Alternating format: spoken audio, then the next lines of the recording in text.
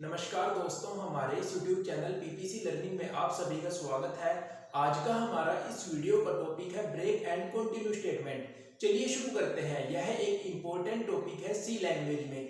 चलिए हम देखते हैं ब्रेक और कंटिन्यू स्टेटमेंट का यूज हम किस तरह से करते हैं और उसके यूज से क्या फायदे होते हैं और उसका यूज कहाँ पे होता है। चलिए शुरू करते हैं। सबसे पहले ब्रेक स्टेटमेंट। ब्रेक को हम बिल्कुल सिंपली यूज करते हैं। सिंटैक्स है ब्रेक स्टेटमेंट का कि हम ब्रेक कीवर्ड का यूज करेंगे और उसके बाद सेमीकोलन लगाएंगे। अब आप देखिए ब्रेक स्टेटमेंट के यूज से क्या होता है। जैसे हमारा एक प्रोग्राम है, बिल्कुल सिंपल प्रोग्राम है।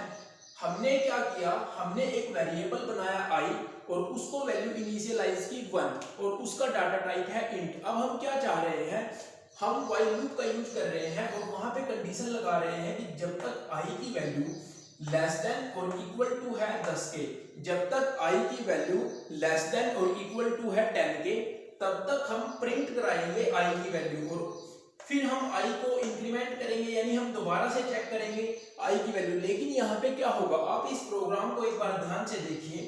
जैसे कि अगर i की वैल्यू 1 आई तो चेक होगी क्या 1 छोटा है या फिर इक्वल है 10 के। हाँ, 1 छोटा है तो 1 प्रिंट हो जाएगा। ऐसे ही 2 प्रिंट हो जाएगा, इसी तरह से 3 भी प्रिंट हो जाएगा और इसी तरह से 4 भी प्रिंट हो जाएगा। लेकिन अब जैसे i की वैल्यू i 5 यानी इंक्रीमेंट होके i की वैल्यू पहुंच गई 5, तो अब चेक हो रहा है क्या 5 छोटा है 10 से। हाँ, 5 छोटा है 10 से। लेकिन यहाँ पे क्या होगा, जब i की वैल्यू 5 के इक्वल होगी तो हमने यहाँ पे ब्रेक स्टेटमेंट का यूज किया हुआ है। तो यहाँ पे क्या होगा, जो प्रोग्राम की एग्जीक्यूशन है वो रुक जाएगी। यानी क्या होगा, जैसे ही ब्रेक स्टेटमेंट एनकाउंटर होगी किसी भी लूप के अंदर, जैसे यहाँ पे अब ब्रेक स्टेटमेंट आ रही है तो जो भी इसकी बॉडी के अंदर होगा, यानी कि जो भी लूप की बॉडी के अंदर होगा वो रुक जाएगा और एग्जीक्यूट नहीं होगा और जो प्रोग्राम का कंट्रोल है वो बाहर चला जाएगा लूप से। अब आप देखिए इसका आप क्या रिजल्ट चाह रहे थे। हम चाह रहे थे कि 1 से लेके 10 तक प्रिंट हो, लेकिन जैसे ही 5 के पास i की वैल्यू आई, यानी जैसे ही i की वैल्यू 5 आई, कंट्रोल 5 यानी i की वैल्यू 5 आई, तो क्या होगा, उसके बाद यहाँ पे ब्रेक स्टेटमेंट अनकाउंटर हो रही है और ये सिर्फ इतना प्रिंट होगा, ये प्रिंट नहीं होगा। ऐसा क्यों हो रहा है, जैसे ही ब्रेक स्टेटमेंट एनकाउंटर होती है किसी भी लूप की बॉडी में तो जो कंट्रोल होता है वो उस लूप के बाहर चला जाता है। तो यहाँ पे सिर्फ कितना प्रिंट होगा, ब्रेक स्टेटमेंट का यूज करके कितना कोड प्रिंट होगा आप देख चुके हैं। अब आप इसका एक और यूज देख लीजिए, जैसे हमने इसका यूज किया था स्विच स्टेटमेंट में।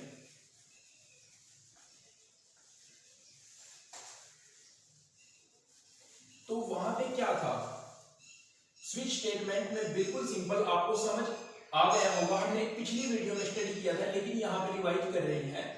स्विच स्टेटमेंट में हम इस तरह से करते हैं, जैसे हमने एक प्रोग्राम बनाया था कि हम यूजर से बोल रहे हैं कि आप 1 नंबर से लेके 7 नंबर के बीच कोई भी नंबर एंटर कीजिए और हम उसको क्या देंगे, उसके कोरस्पोंडिंग क्या डे है। यानी जैसे अगर उसने नंबर एंटर किया 1 तो हम प्रिंट कराएंगे संडे, यानी हम उसको रिजल्ट देंगे संडे। अगर वो 2 एंटर करा रहा है तो हम रिजल्ट देंगे मंडे, इस तरह से। तो उसके लिए हमने किस तरह से प्रोग्राम लिखा था, स्विच अंदर पैरेंथेसिस में डे। तो अब हम क्या करते हैं, स्विच स्टेटमेंट में हम करते हैं जैसे केस 1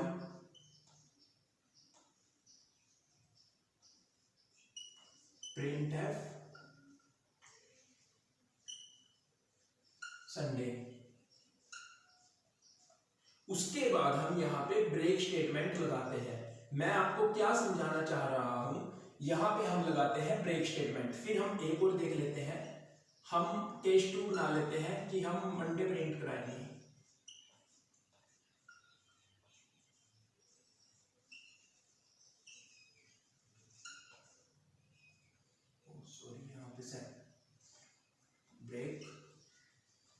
ब्रेक के बाद आप सेमीकोलन लगाएंगे। तो अब जैसे यहाँ पे क्या होता है स्विच स्टेटमेंट में, जो यहाँ पे वेरिएबल की वैल्यू है, अगर वेरिएबल की वैल्यू यहाँ पे इक्वल हो जाती है किसी केस स्टेटमेंट के तो वो प्रिंट हो जाती है।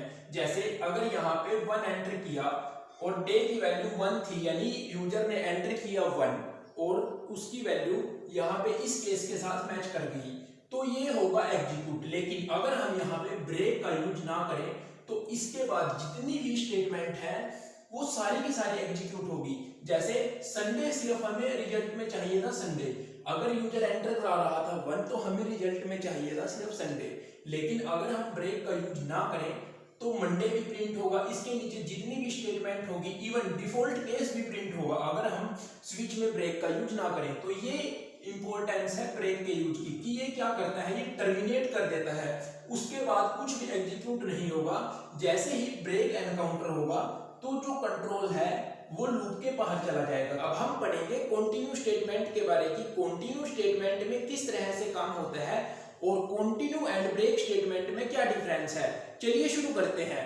हम एक प्रोग्राम बना रहे हैं फॉर लूप का यूज करके, और हम फॉर लूप का यूज किस तरह से करते हैं हम इसको पिछली वीडियो में स्टडी कर चुके हैं। हम यहाँ पे फॉर लूप का यूज करके एक प्रोग्राम बना रहे हैं ताकि हम कंटिन्यू स्टेटमेंट किस तरह से काम करती है उसको समझ सके। फॉर लूप में क्या होता है, 3 एक्सप्रेशन होते हैं और 2 सेमीकोलन का यूज होता है। एक बात याद रखिए, फॉर लूप एक एंट्री कंट्रोल लूप है, यानी अगर कंडीशन ट्रू होती है तभी कंट्रोल फॉर लूप की बॉडी के अंदर एंटर करता है, और यहाँ पे फॉर लूप के बाद सेमीकोलन नहीं यूज होता।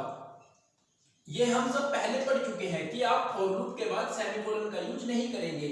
अगर आपने मेरी फॉर लूप वाली वीडियो नहीं स्टडी की तो प्लीज एक बार उस वीडियो को जरूर देखिए, उससे आपको ये टॉपिक और भी अच्छे से क्लियर हो जाएगा। अब आप देखिए हम यहाँ पे क्या कर रहे हैं, हम एक वेरिएबल बना रहे हैं आई, जिसका डाटा टाइप है इंट। फिर हम फॉर लूप का यूज कर रहे हैं, हम लिख रहे हैं आई को इनिशियलाइज करा रहे हैं वैल्यू 1। फिर हम कंडीशन लगा रहे हैं कि जब तक आई की वैल्यू लेस देन और इक्वल टू है 10 के, तब तक हम आई की वैल्यू को प्रिंट करेंगे। फिर हम इंक्रीमेंट कर रहे हैं आई प्लस प्लस। अब आप देखिए यहाँ पे क्या होगा, जैसे सबसे पहले आई की वैल्यू हुई 1, तो क्या वो लेस देन है 10 से, हाँ, तो वो प्रिंट हो जाएगा।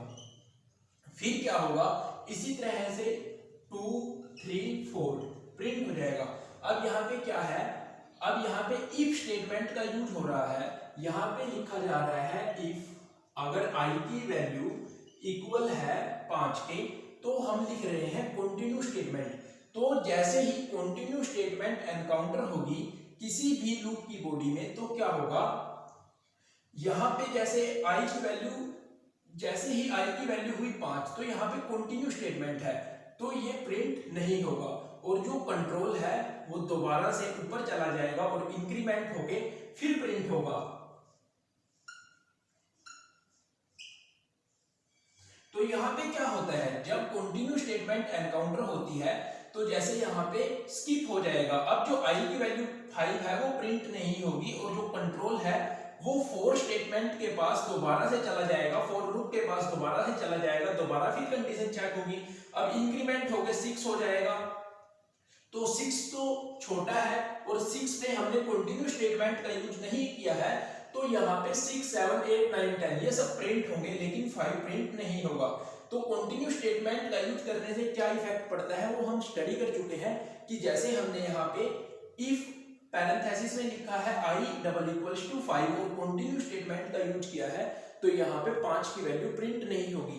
यद्यपि 5 छोटा है 10 से, कंडीशन ट्रू हो रही है, एक बार एंट्री होगी फॉर लूप की बॉडी के अंदर, एंट्री होगी इंक्रीमेंट करने के बाद, जैसे ही आई की वैल्यू 5 होगी एंट्री तब भी होगी, लेकिन क्या होगा, कंटिन्यू स्टेटमेंट जब एनकाउंटर होगा तो 5 प्रिंट नहीं होगा। और ब्रेक स्टेटमेंट में क्या होता है, ब्रेक स्टेटमेंट जैसे ही एनकाउंटर होता है, अब जो कंटिन्यू स्टेटमेंट है उसमें सिर्फ 5 प्रिंट नहीं हुआ, लेकिन 6 7 8 9 10 ये सब प्रिंट हो रही है। लेकिन ब्रेक स्टेटमेंट में हमने स्टडी किया उसमें क्या हो रहा था, सिर्फ 1 2 3 4 ये प्रिंट हो रहा था, लेकिन यहाँ पे सिर्फ 5 प्रिंट नहीं होगा। तो ये डिफरेंस है कंटिन्यू एंड ब्रेक स्टेटमेंट में। कंटिन्यू स्टेटमेंट का सिंटैक्स भी बिल्कुल सिंपल है, कंटिन्यू कीवर्ड और बाद में सेमीकोलन। तो इस तरीके से हम ब्रेक और कंटिन्यू स्टेटमेंट को स्टडी कर सकते हैं। अगर आपको वीडियो अच्छी लगी हो तो वीडियो को लाइक कीजिए और हमारे साथ इस वीडियो सीरीज में बने रहिए।